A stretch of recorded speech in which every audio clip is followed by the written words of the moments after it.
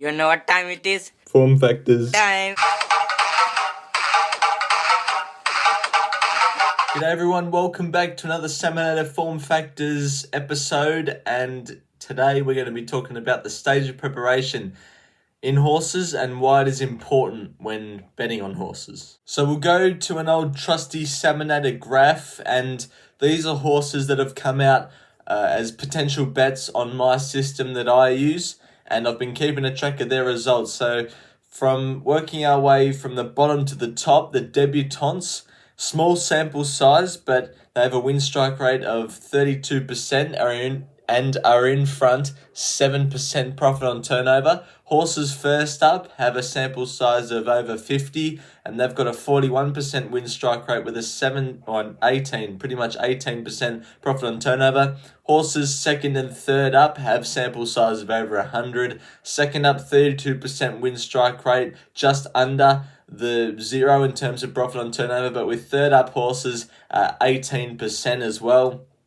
Horses fourth up, sample size of over 50, 31% win strike rate, 6% profit on turnover. And then horses fifth up and beyond, a sample size of over 100 for 24% win strike rate and negative 18% profit on turnover. So logically, how does this all happen? Well, I want to start with the stages of preparation that were in the positive in terms of profit on turnover.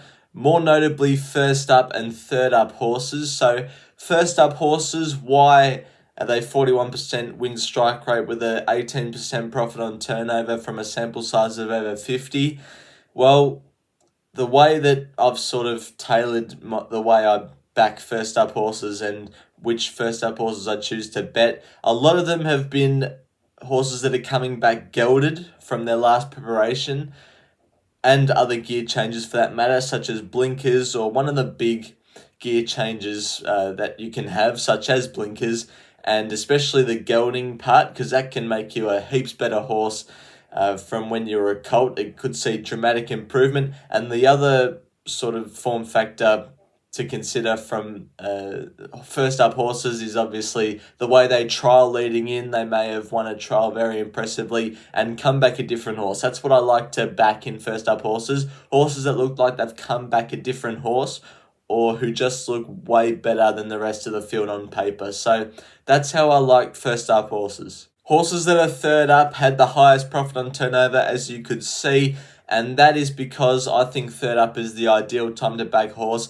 You got horses that come back first up that may be underdone, unfit. You've got horses that may experience second up syndrome from a tough first up run, but once they've gotten over their first two runs and start hitting their straps, their peak performances for the preparation, that usually occurs third up. And that's why I believe the profit on turnover is so high. This generally happens with most horses, that the third up is the peak performance, and if it's not third up, it might be fourth up. It just depends with which horse, but typically if you're looking at as a whole, third up is usually the peak performance. In terms of the stages of prep that were just in the green for profit on turnover, I wouldn't be worrying too much about debutantes. They only have a sample size of about 20, so I'd be a bit iffy about that. But the fourth up has a sample size of over 50 for a 6% profit on turnover, showing that it's still okay for a horse to be fourth up.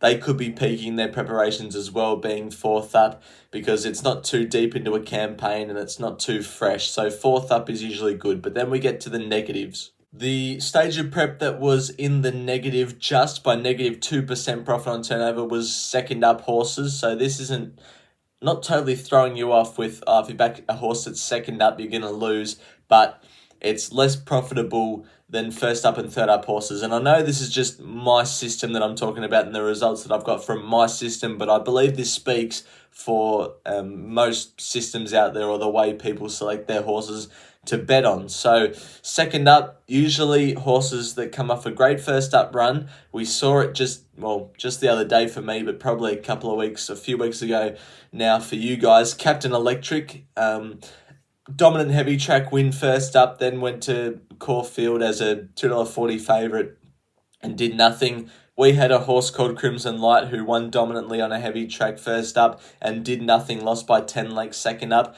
So I think that's a good way to decide whether a horse has second up syndrome or not, is if they have come off a very good run on a wet track, especially if it's like a soft 7 or worse, because then their next start, I reckon they could be vulnerable. So that's the best way to think of a horse if it has second up syndrome or could have second up syndrome. Follow that sort of wet track theory.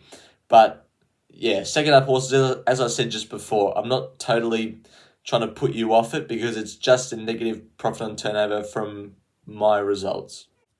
But then we get to the biggest negative profit on turnover, and that is fifth up and beyond horses. Negative 18% profit on turnover from a sample size of over 100. This stage of prep clearly doesn't win.